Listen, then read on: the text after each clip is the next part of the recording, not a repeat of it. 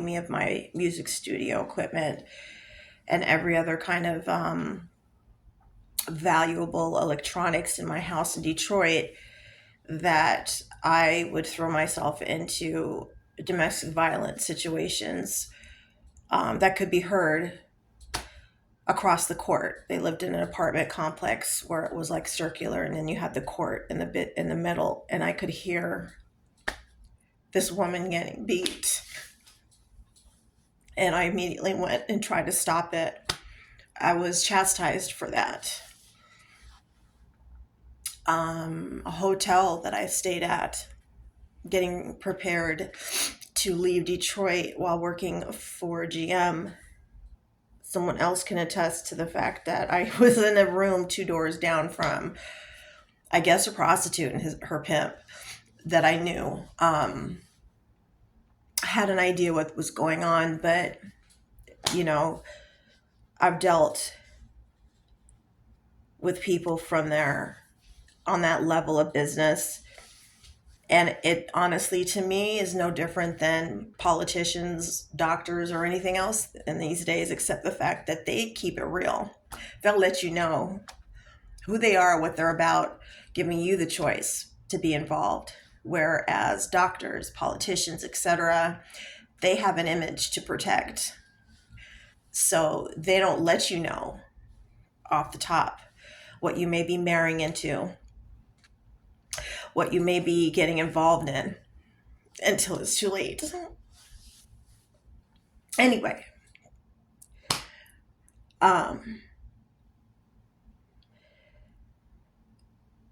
so this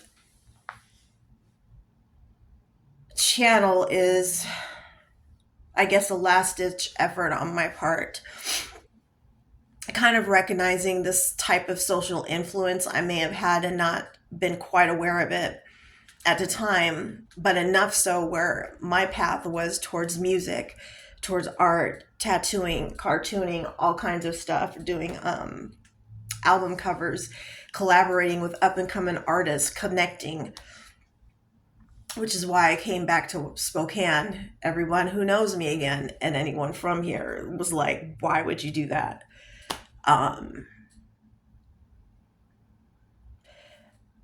First flaw of mine, I've come to realize the hard way, is not taking heed to certain warnings. But I first moved here in 79 and now realize, because my father was white and in the medical field, and my mother was a up and coming reggae artist, there were certain things I was protected from that I did not have to deal with personally, which was racism, bias, etc. I mean, I did experience that, but not to the level where not to this level, which is why I'm doing this now. And if this is what I am supposed to do, I've been feeling this for about a year now. Sorry. Anyone know, you never see me cry. My ex-husband told me that. I've never seen you really cry. Do you want to see me cry? Because I've been crying a lot lately. But anyways, this is not rehearsed. This is not going to be redone. I want to keep this as raw and live as possible, because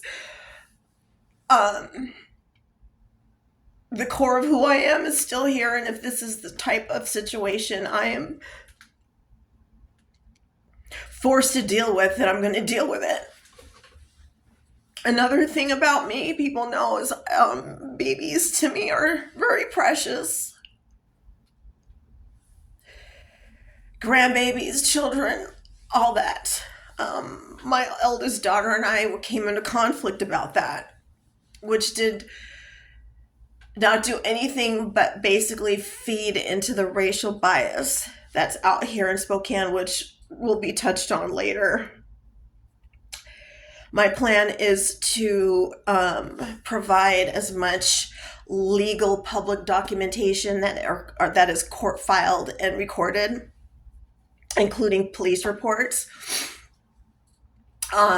transcribed correspondence,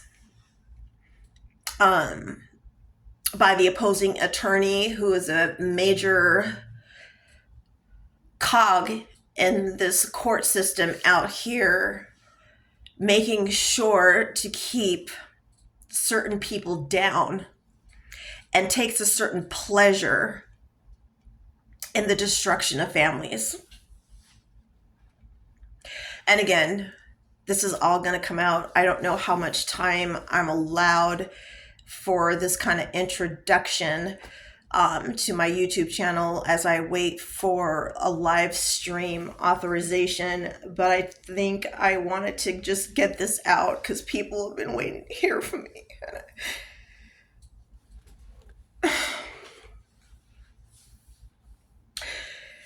And I want you to know I appreciate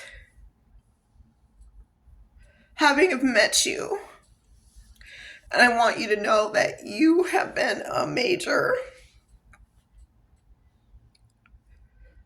factor in my life, keeping me grounded and focused on not losing the path that I was thrown off after becoming involved with this certain individual who also seen my path, seen the potential, and just,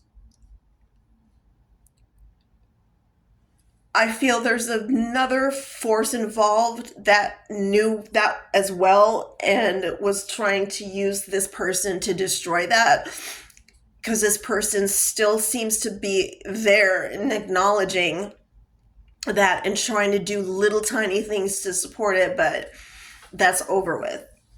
He's a toy in this whole bigger picture. And I may be rambling at this point, but it'll all make sense here in a little while. I just wanted to let everybody know what's going on and what's going to happen here soon.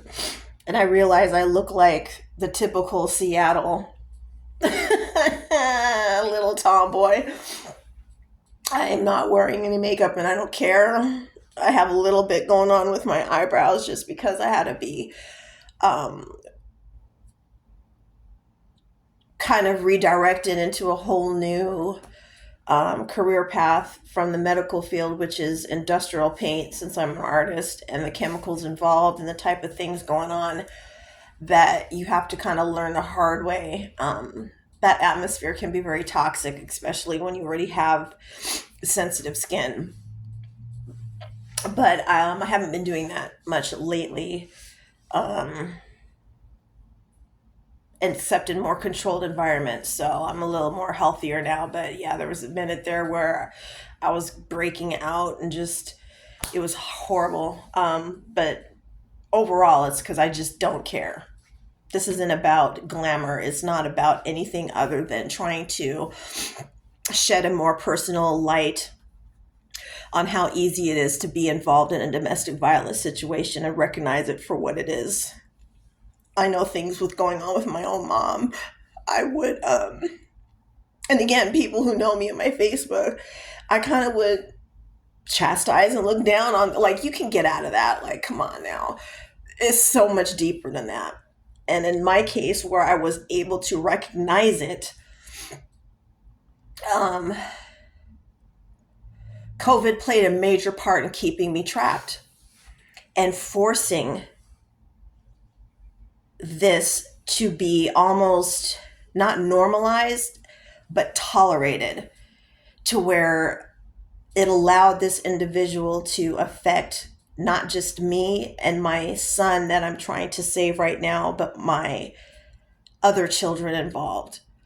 And that will also come out later. Again, I love you guys to death. I see you, T motherfucking cat. You are a very special guy to me. Truthfully, I see you too. I see all of you that have reached out. Becky, you're always my girl. And just know that she's gonna still go out fighting if she has to, especially when it comes to the babies. Because again, like, if it was just me, again, people who know me and my backstory and things that I've been caught up in, brushed off Not when it comes to my children. And not when it comes to a blatant, in your face, fuck you and your kids. This is fun for us. And it really started to open my eyes involving child trafficking, the foster care system, CPS, and their involvement in this kind of thing. It's going to get deep, folks. So I hope you stick around and support and get involved.